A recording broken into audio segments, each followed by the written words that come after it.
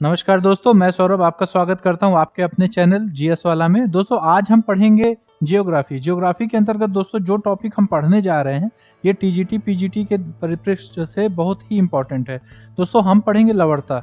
लवणता से लगभग हर साल एक क्वेश्चन आते हैं और आज की क्लास से भी अगर सब कुछ सही रहा तो इस साल टीजीटी पीजीटी में एक क्वेश्चन आपको जरूर मिलेगा। दूसरा दोस्तों, लवणता को लेके, सैलिनिटी को लेके जितना भी कॉन्सेप्ट है मैंने पूरा प्रयास किया है कि मैं आपको इस वीडियो के द्वारा समझा सकूं।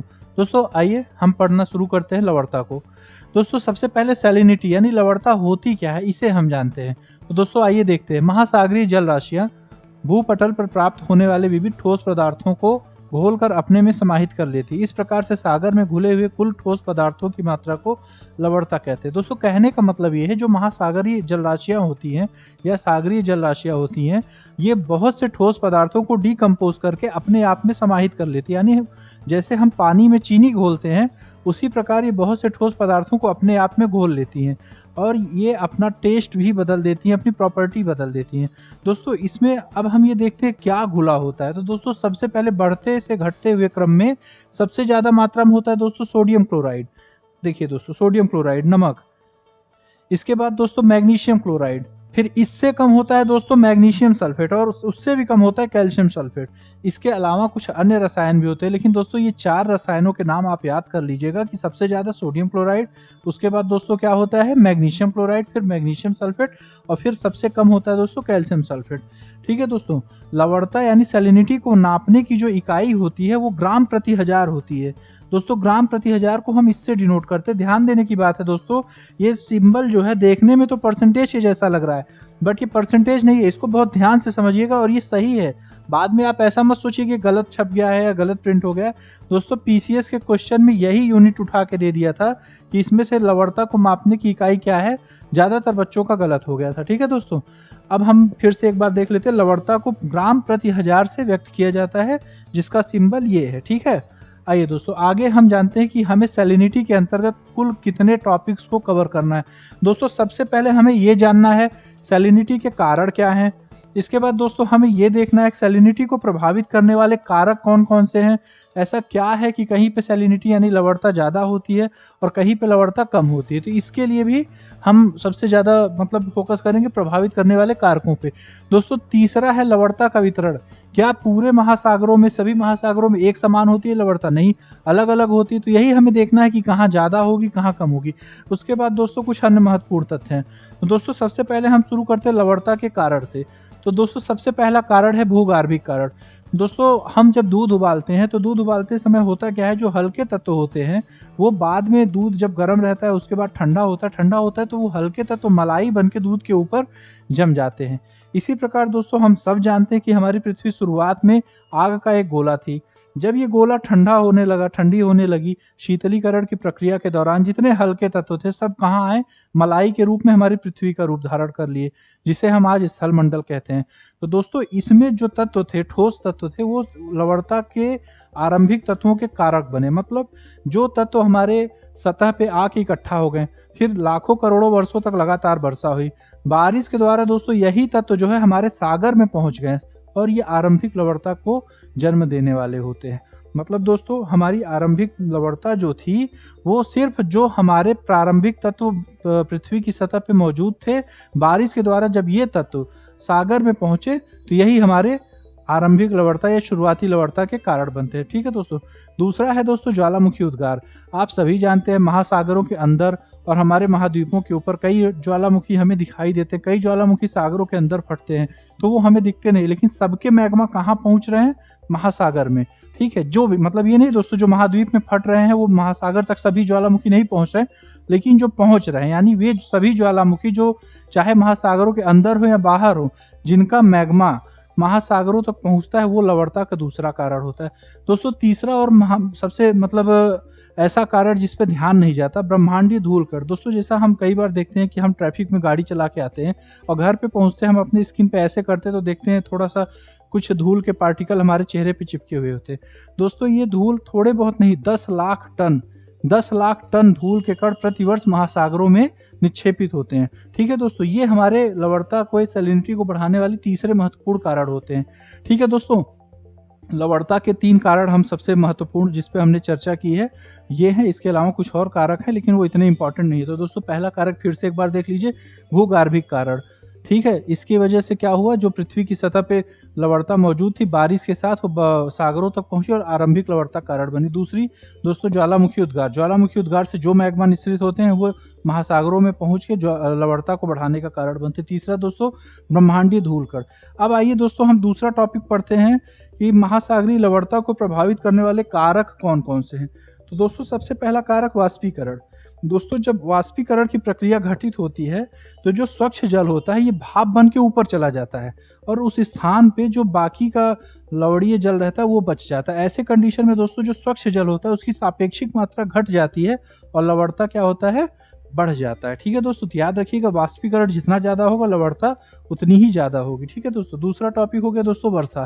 दोस्तों ये समझने की बात है कि जब बारिश होगी तो स्वच्छ जल की आपूर्ति उस स्थान के जल राशियों के आसपास होती है।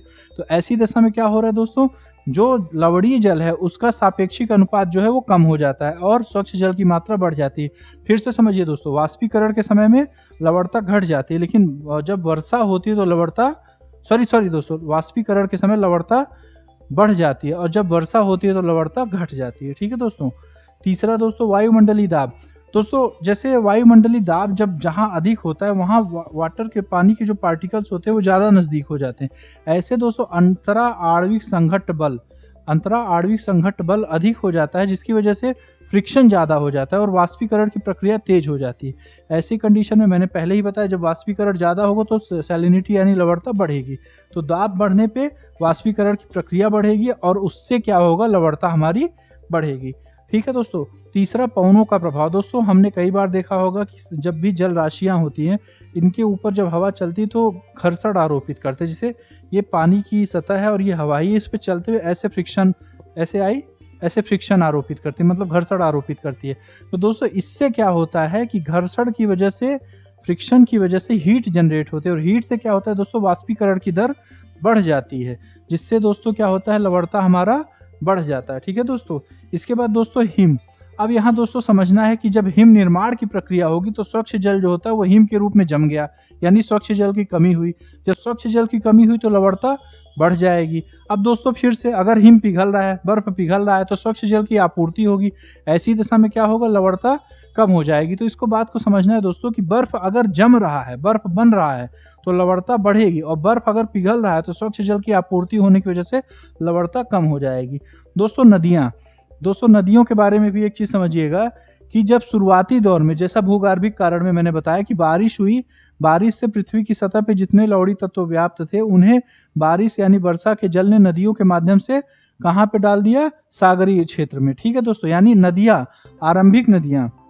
आरंभिक नदियां दोस्तों लवणता को बढ़ा के रखी हुई थी, लेकिन वर्तमान नदियां क्या करती हैं, स्वच्छ जल की आपूर्ति करती हैं। इसलिए आप अक्सर देखेंगे कि बंगाल की खाड़ी में ज़्यादा स्वच्छ जल आपूर्ति ज़्यादा नदियों के द्वारा होती है, इसलिए वहाँ की लवणता अरब सागर की तुलना में कुछ कम है। ठीक है दोस्तों, अब आगे हम देखते हैं जैविक क्रियाएं। तो दोस्तों जितने ज़्यादा जीव होंगे उतनी ही ज़्यादा लवणता होगी। जैविक क्रियाओं में होता क्या है दोस्तों, सबसे पहले तो जो जीव होते हैं जब ये पानी में चलते हैं तो पानी की सतह में मोशन होता है, मोशन होने की वजह से इनके पार्टिकल्स में फ्रिक्शन होता है, फ्रिक्शन होने की वजह से वाष्पीकरण होता है, वाष्पीकरण से लवणता दोस्तों बढ़ जाती है। दूसरा, ये जैविक तत्व जब मरते हैं, मरने के बाद ये उसी में डिकम्पोज होके मिल जाते हैं तो भी लवणता को बढ़ाते हैं। ठीक है दोस्तों, आप ये समझिए कि जैविक क्रियाएं जहाँ जितनी ज़्यादा होंगी लवणता वहाँ उतनी ही ज़्यादा होगी। ठीक है दोस्तों, तीसरा टॉपिक दोस्तों लवणता का वितरण। तो दोस्तों वैश्विक वितरण की अगर हम बात करते हैं तो संपूर्ण विश्व के जल राशियों की लवणता की अगर हम बात करते हैं तो कितना है दोस्तों, 35 ग्राम प्रति हजार है। ठीक है दोस्तों, लेकिन अगर हम उत्तरी गोलार्ध की बात करते हैं तो वहाँ की लवणता 34 है, जबकि दक्षिणी गोलार्ध की क्या है, 36 ग्राम प्रति हजार। तो दोस्तों हम इस बात को समझेंगे, आरंभिक दशाओं में हमारे भूखंड सभी सारे के सारे भूखंड आपस में जुड़े हुए एक रूप पैंजिया के रूप में जाने जाते थे और पैंजिया अधिकांश समय तक दक्षिणी गोलार्ध में रहा है। तो जो हमारे भूगार्भिक कारक थे ये कहाँ ज्यादा सक्रिय रहे, भूगार्भिक कारक जो थे ये पैंजिया के द्वारा दक्षिणी गोलार्ध में अधिक समय तक सक्रिय रहे। इस वजह से दक्षिणी गोलार्ध की लवणता ज्यादा रही। मतलब कहने की है दोस्तों कि जब हमारे महाद्वीप संयुक्त रूप से पैंजिया के रूप में दक्षिणी गोलार्ध में थे तो आरंभिक जो लवणीय पदार्थ थे वो जल मार्गों के द्वारा, जल राशियों के द्वारा सागरों में जब पहुंचे तो वो लवणता कहाँ की बढ़ाएं, दक्षिणी गोलार्ध की। लेकिन आज के समय में क्या है, महाद्वीपों का विस्थापन हो गया, ज़्यादातर महाद्वीप हमारे उत्तरी गोलार्ध में है। तो आज की जो स्वच्छ नदियाँ, स्वच्छ जल वाली नदियाँ हैं, वो लवणीयता को क्या करती है, कम करती है। ठीक है दोस्तों, तो इस बात को हमें समझना है कि उत्तरी गोलार्ध में लवणीयता कम होने का सबसे पहला कारण तो ये है कि जो हमारी पैंजिया थी अधिकांश समय तक दक्षिणी गोलार्ध में रही। दूसरी, आज दक्षिणी गोलार्ध में जैसे चीखता साठा, गरजता चालीसा, प्रचंड पचासा, ये सब पछुआ हवाएं जो हैं ये कहाँ पे हैं, दक्षिणी गोलार्ध में। दक्षिणी गोलार्ध में जो वायु के वेग, पवनों के वेग है वो ज़्यादा होने की वजह से वहाँ घर्षण बल ज़्यादा है और वहाँ पे वाष्पीकरण ज़्यादा होता है, इसलिए वहाँ की लवणता जो है वो थोड़ा सा ज़्यादा है। ठीक है दोस्तों, ये समझ लीजिएगा कि उत्तरी गोलार्ध और दक्षिणी गोलार्ध में लवणता का असमान वितरण। सबसे पहला, महाद्वीपों की आरंभिक स्थिति। महाद्वीप आरंभिक दशाओं में कहाँ थे, दक्षिणी गोलार्ध में थे, और आरंभिक लवणीय पदार्थों को नदियों के द्वारा दक्षिणी गोलार्ध के महासागर में ही डाला गया। ठीक है दोस्तों, और वर्तमान दशाओं में जो नदियां स्वच्छ जलापूर्ति कर रही हैं, कहाँ से कर रही हैं, उत्तरी गोलार्ध में कर रही हैं। ठीक है दोस्तों, दूसरा, दक्षिणी गोलार्ध में आज पवनें अधिक सक्रिय हैं क्योंकि वहाँ स्थल खंड नहीं है, घर्षण वहाँ पे पवनों के सापेक्ष कम हो जाता है। ठीक है दोस्तों, इसलिए वहाँ के पवनें ज़्यादा तेजी से चलते हैं और वायु के द्वारा जल की सतह पे अधिक घर्षण उत्पन्न किया जाता है। ठीक है दोस्तों, अब आके देखते हैं दोस्तों हम लोग अक्षांशीय वितरण। दोस्तों पहला हो गया विषुवत रेखीय क्षेत्र। तो दोस्तों 0 डिग्री इक्वेटर के आसपास हम जानते हैं कि दिन में एक बार बारिश हो ही जाती है, वहाँ पे स्वच्छ जल की आपूर्ति लगातार होती रहती है। इसलिए विषुवतीय क्षेत्र में क्या होता है दोस्तों, लवणता 34.5 यानी 34.5 ग्राम पर थाउजेंड है। ठीक है दोस्तों, इसका सबसे प्रमुख कारण है वर्ष पर्यंत होने वाली वर्षा। ठीक है दोस्तों, इसके बाद दोस्तों हम लोग आते हैं 25 से 35 डिग्री अक्षांश के मध्य में। तो दोस्तों यहाँ पे सर्वाधिक लवणता प्राप्त होती है, जिसका कारण क्या होता है दोस्तों, ये उपोष्ण उच्च दाब की पेटी है, यहाँ पे दाब अधिक होता है। मैंने पहले ही आपको बताया था, वायुमंडलीय दाब अगर अधिक है, वायुमंडलीय दाब अधिक है, वाष्पीकरण अधिक होगा और लवणता भी अधिक होगी। दोस्तों ये 25 से 35 गलत लिखा गया है, यहाँ लिखाना था उपध्रुवीय क्षेत्र। दोस्तों उपध्रुवीय क्षेत्र में चक्रवाती वर्षा के कारण लवणता की मात्रा कम रहती है। ठीक है दोस्तों, ये होगा हमारा ध्रुवीय क्षेत्र। 25 से 35 ये भी गलत लिखा गया है, तो ये मिसप्रिंट हो गया, इसको कंसीडर मत करिएगा, इसको ध्रुवीय क्षेत्र पढ़िएगा। तो दोस्तों यहाँ पे ध्रुवीय क्षेत्रों में भी वर्ष भर हिम के पिघलने से या कभी हिम निर्माण की वजह से ज़्यादातर ऐसा होता है दोस्तों, यहाँ पे हिम का पिघलना प्रमुख कारण माना जाता है लवणता कम होने का। ठीक है दोस्तों, अब हम दोस्तों पढ़ेंगे चौथा महत्वपूर्ण टॉपिक, जिसमें है अन्य तथ्य। कई बार पूछ लेता है दोस्तों कि सबसे ज़्यादा लवणता किस झील की है या किस सागर की है। तो दोस्तों हमें ये पता होना चाहिए, सर्वाधिक लवणता जिबूती की असल लेक की है, जो कि 440 ग्राम प्रति हजार है। फिर से समझिएगा दोस्तों, ज़्यादातर लोग टर्की की वान लेक को समझते हैं, लेकिन उससे भी ज़्यादा जिबूती की असल लेक की है। ठीक है दोस्तों, जिबूती का असल लेक। ठीक दोस्तों, सेकंड नंबर पे हमारा टर्की का वान लेक, जिसकी सैलिनिटी लवणता कितनी है, 330 ग्राम पर थाउजेंड। तीसरे नंबर पे आता है दोस्तों जॉर्डन का डेड सी, 220 ग्राम पर थाउजेंड। और चौथे नंबर पे अमेरिका की साल्ट लेक। इसके अलावा दोस्तों एक इम्पॉर्टेंट टॉपिक है, लेकिन वो काफ़ी डिटेल का है, वो हमें इम्पॉर्टेंट इतना नहीं लगता इस एग्ज़ाम के दृष्टिकोण से। आप टीजीटी पीजीटी के लिए और पीसीएस के लिए इतना आप पढ़ लीजिए, इसके बाहर आपका कोई भी टॉपिक जाना बहुत मुश्किल है। ठीक है दोस्तों, धन्यवाद।